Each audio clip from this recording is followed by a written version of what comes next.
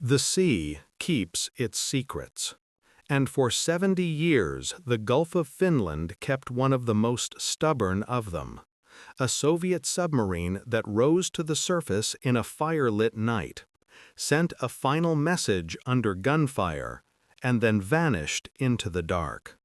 This is the story of Shch-408, the Baltic Variog, and the crew that chose to fight in the open when silence would no longer save them. We begin in the spring of 1943.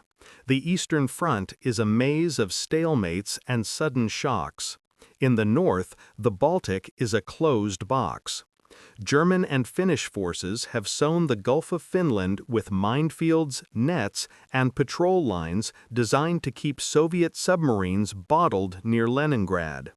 On maps in staff rooms, the obstacle belts have names and code numbers. To the men under the water, they are more direct: steel, explosives, and the constant risk that every meter forward is the last.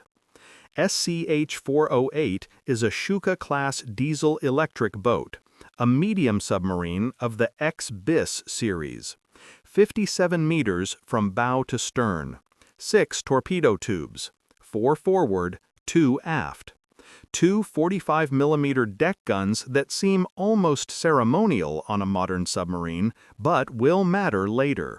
She is commanded by a young officer, Captain Lieutenant Pavel Kuzmin, born in 1914.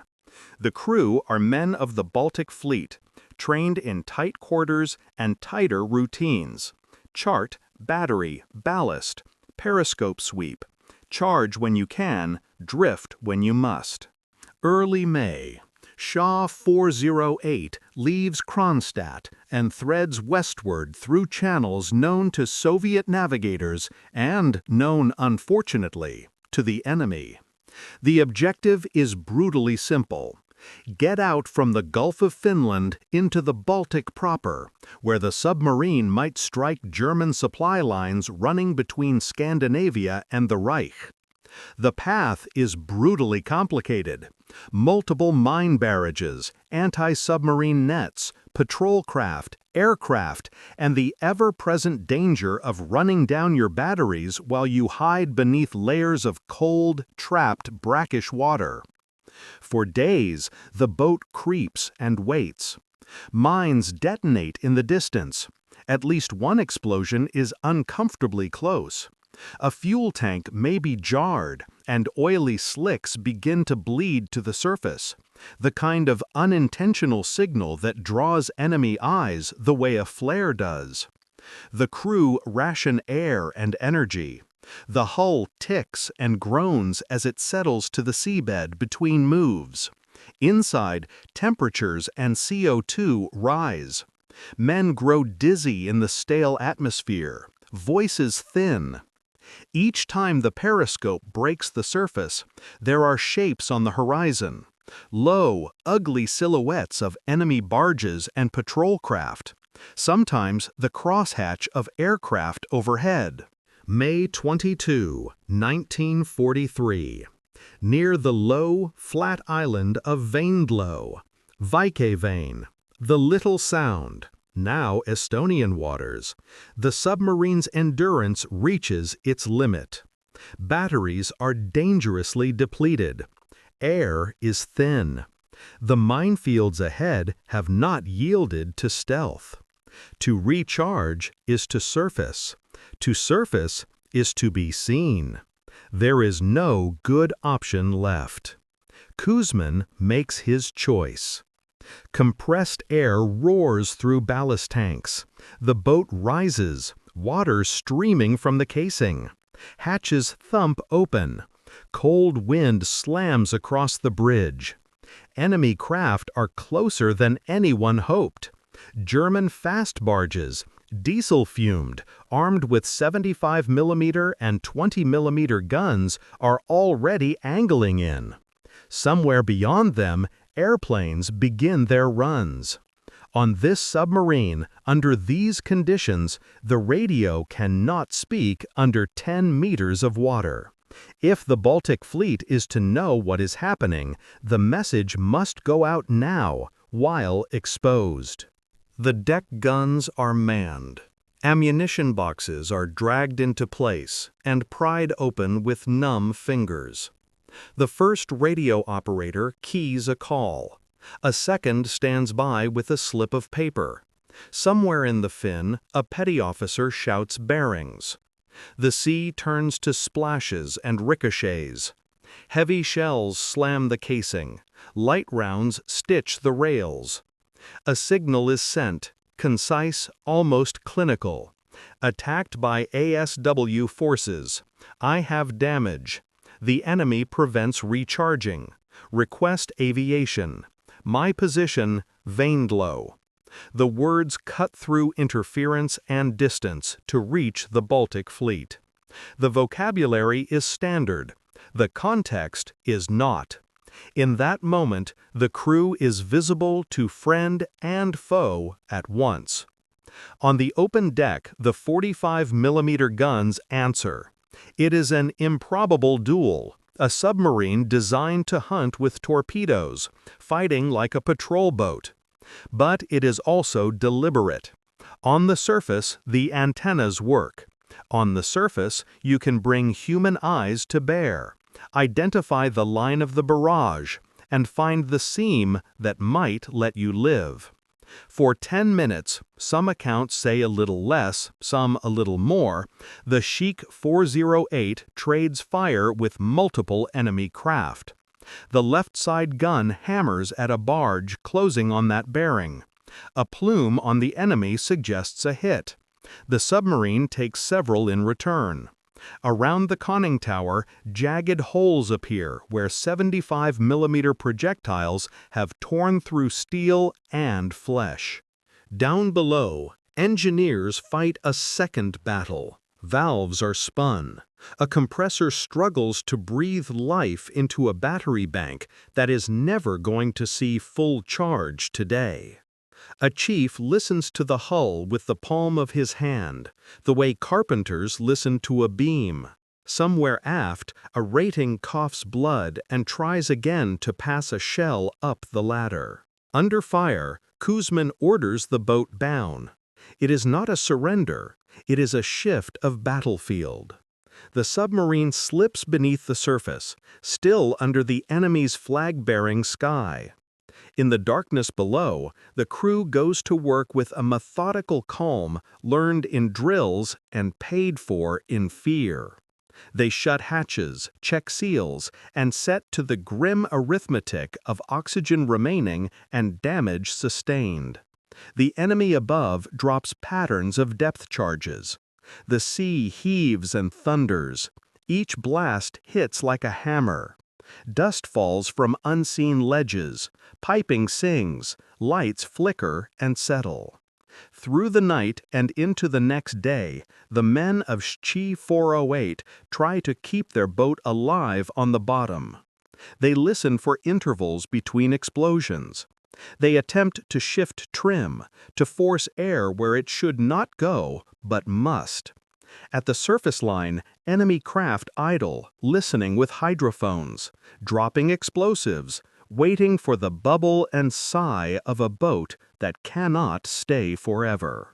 It is here that history stretches thin between the certified and the inferred. Some records indicate that Soviet aircraft scrambled in response to the radio call, 3 groups from a Baltic Fleet regiment, but were unable to locate the submarine in the vast gray wash of water and spray. Enemy reports claim they heard sounds of life below for more than a day after the gun duel. Hammering, pumps, the steady metallic sign that men were still fighting for time. After that, silence. Whether a final depth charge cracked a weakened hull or the oxygen simply ran out before a damaged ballast tank could be blown remains uncertain. What is certain is that the Shch-408 did not return. There were rumors. Submarines do not die in a clean narrative.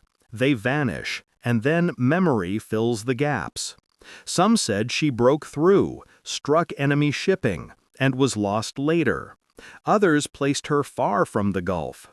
Over time, the Baltic Fleet remembered the stand on the surface, and the boat acquired a name that connected it to an older tradition, Baltic Variag, after the cruiser that fought a hopeless fight at Chemulpo and scuttled rather than surrender.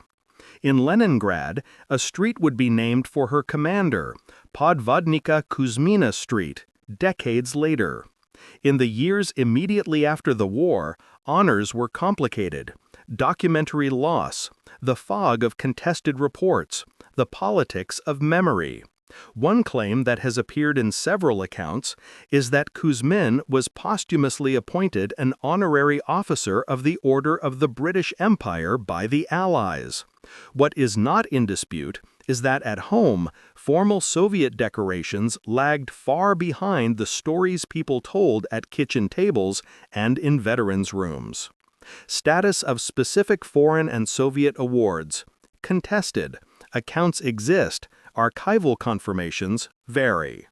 For 73 years, the sea kept what it knew. Families kept photographs. A young officer in a peaked cap. A crew on deck, wool collars up against the wind. Veterans kept fragments. The way the guns sounded on a submarine. The way a radio operator could send with his eyes closed by the feel of the key. The way a man could tell from the echo in a bulkhead whether it was dented or cracked. Then, in 2016, a joint team of Russian and Finnish divers located a submarine wreck in Estonian territorial waters at a depth of roughly 72 meters, near the route Shch-408 last reported. Identification followed, dimensions, configuration, and serial details. The boat lay upright. Her hatches were sealed. The two 45mm deck guns were still trained to port, the side where enemy barges had been recorded during the fight. Ammunition boxes remained on deck, some open. The conning tower bore scars of battle, holes you could put a hand through, ripped by 75mm rounds. On the bridge, searchers reported a Soviet submachine gun, the kind crew might have kept at the ready in case of boarding, still where it had been dropped. The wreck was not a mystery anymore. It was a confirmation. Underwater archaeology is a careful craft, and war graves are protected by law and custom. Estonian authorities added the site to their register of protected underwater cultural heritage, a formal acknowledgement of two facts at once: that this is evidence and that this is a tomb. Divers filmed, mapped, and left. The images came up in cold light, gray steel, encrusted, strangely serene. The narrative we have just traced, surface fight, signal, submergence, attempts to save the boat, was no longer folklore patched over with hope. It was written into steel. At this point, we can revisit the fragments with a clearer eye. The mission: break through the anti-submarine barriers between Gogland, Sursari, and Bolshoi Tutors, then out toward Vindlo to recharge and proceed into the Baltic. This objective fits the context of 1943, when the Baltic Fleet Command sought to re-establish operational reach beyond the Gulf. The existence of minefields, layers with code names, and the presence of German and Finnish patrols are well documented. The boat's last signal, placing it at Vindlo, aligns with both Soviet and enemy records. Precise route and timing documented in dispatches. Some details, such as exact minefield crossings, are reconstructed from enemy logs and diver reports. The fight on the surface. Multiple independent accounts describe an artillery engagement with German barges and patrol craft. The configuration of Shch-408's guns on the wreck, both oriented to port, supports the recorded vector. Enemy reports of damage to at least one barge exist. Soviet post-war narratives remember 2 enemy craft damaged or disabled. The exact tally is debated. The key point is that the submarine surfaced under duress, sent a message, and engaged to buy minutes. Enemy losses contested. 1 or more barges hit is plausible. Numbers vary in reports. The final hours. The idea that sounds of life continued below for a day or 2 after submergence is recorded in enemy patrol logs and later Soviet compilations. Divers' observations that all hatches are shut are consistent with a crew fighting to keep the sea out rather than abandoning ship. Attempts to blow ballast under damage would have been standard. Whether the hull failed under charges or the crew succumbed to asphyxiation in the sealed compartments is not provable. Mode of loss estimated, both scenarios compatible with physical evidence. The memory. Shch-408 was indeed folded into the Baltic Fleet's culture as a symbol of resistance. The Baltic Variag label is not a wartime document. It is a post-war metaphor that stuck because it fit the choice on that deck, the decision to transmit under fire and to fight visibly. A street in Leningrad named for Kuzmin in the 1960s is a public, verifiable marker. Local schools in St. Petersburg curated small collections on Baltic submariners. Plaques were erected. Petitions and media campaigns in the 2010s argued that the crew should be formally recognized with state decorations. Extent of official honors? Mixed. Local memorialization documented. Status of high state awards for the whole crew remains debated. What the divers brought back was not just closure for families. It was a set of physical facts that bracket the story with steel. The bow is where it should be. The guns faced where witnesses said they faced. The holes match the calibers in the logbooks. The hatches are evidence that no one escaped into the open water, because escape would have meant capture. Many Soviet submariners had reason to fear what capture might bring. To close the hatches was, quite literally, to close the story on their terms. There is a tendency in war stories to rush to the moral. This account does not need one. The men of Shch-408 were sailors tasked with a technical problem. Break a barrier under hostile surveillance with finite energy. They tried, failed to cross, and then did what their craft allowed. In the end, they used their deck guns not because submarines are meant to duel under the sky, but because time is a weapon too. 10 minutes of fire, and a radio message that fixed a position in command maps. That was the choice. It is precisely because it is a small choice, a tactical one, that it has stayed so long in memory. It is not a victory. It is an action taken under the weight of necessity that showed other crews what could be done when the script failed. Let us pause inside the hull, in the minutes after the last depth charge. The lights are low. The air is thick. A machinist leans against the bulkhead and thinks of an open door that no longer opens. Somewhere forward, a man writes a line in pencil that no one will ever read. The commander's cap lies where it fell. The deck guns above are cooling in water too dark for their heat to shine. The sea presses in, gentle and implacable. The world outside is not enemies and allies anymore. It is pressure, physics, and the endurance of iron. If there is a sound, it is the slow tick of a settling frame. Then, nothing. Decades pass. Post-war borders are drawn and redrawn. The Gulf of Finland becomes a place of commercial ferries and summer skies. On shore, teenagers walk down Podvodnica Kuzmina Street on their way to school and do not know the name until someone tells them. In a church in Paldiski, a memorial plaque is blessed for sailors buried in steel just offshore. In the archives, a page is creased where a radiogram was glued, now browned at the edges. In diving clubs, someone says, "We should look there."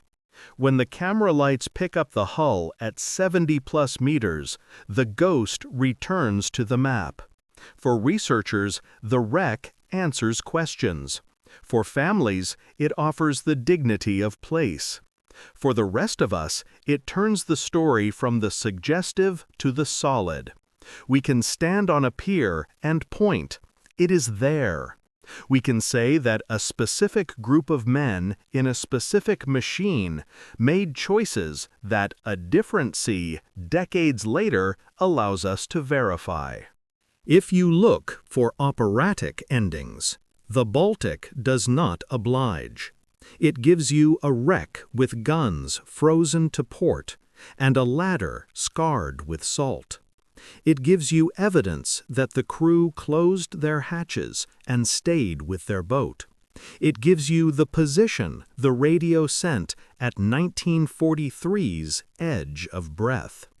It gives you, finally, an honest scale, not nations, not grand strategy, not propaganda, but a few minutes under an open sky and a day or two under the water, fought in a space smaller than a city bus, by men whose names we can look up. Today, the Shch-408 rests on the seabed as a protected site, part battlefield, part grave, part museum. You cannot enter. Divers who visited, filmed, and left. The water filters the light until everything turns the same quiet gray. The story that was once debated along borders now belongs to maritime history, to the kind of history that does not change with regimes, because steel and salt have no politics. There are still contested edges. Some details, the exact number of enemy craft disabled, the complete list of awards, remain under the cloud of wartime record-keeping and post-war storytelling. It is right to mark them as contested, because precision honors the men more than any slogan can. What we know well enough. In May 1943, a Soviet submarine attempted to break out of the Gulf of Finland, surfaced under duress near Vindolo, sent a distress call while fighting on the open deck, and disappeared beneath depth charges and depletion. In 2016, divers found her intact enough to confirm the fight's direction and the crew's last acts. Between those points runs a line of human choices that explain themselves. If there is a last image for this story, it is not the dramatic one of gunfire in spray or the solemn one of a memorial plaque in a city snow. It is the simple fact of a sealed hatch in cold water, still tight after 70 years. Someone shut it. Someone spun the wheel and set the dogs and hit the stop with the heel of a hand and moved to the next station, because that was the job. In that gesture is the whole story. Duty reduced to emotion. Courage made of sequence rather than spectacle. The sea keeps its secrets, but sometimes it returns enough to set the record straight. Shch-408 did not simply vanish. It left a message. It fought to buy minutes. It settled on the bottom with its guns pointing toward the memory of an enemy that had long since rusted away. And when it was found, it told us, quietly and precisely, that the story people had told for years about a choice under fire was true.